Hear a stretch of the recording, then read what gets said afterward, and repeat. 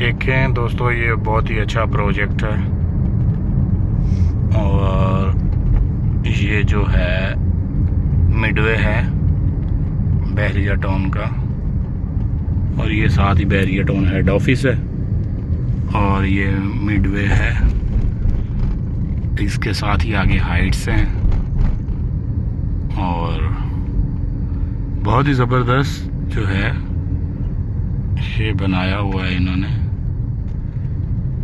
अभी हम आगे आपको इसके बाद मरी पॉइंट पर लेके जाएंगे। बहुत ही ज़बरदस्त जो है मरी पॉइंट है, ऐसे हमें लगता है जैसे हम मलका कौसार पहुंच गए हैं। और वो देखें, वो जो मैं झंडा कह रहा था वो सामने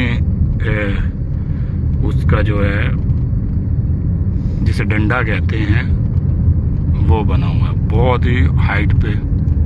वो आगे आपको नज़र आएगा, मैं अभी आपको विज़िट करवाता हूँ।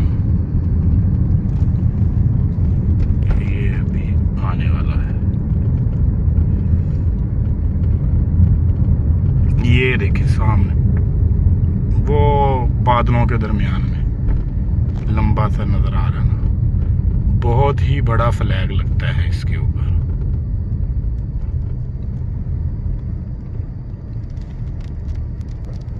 ये अभी हम उधर झंडे के करीब जाएंगे, जिधर झंडा है ना उधर झंडे के पास जाकर आपको दिखाता हूँ मैं।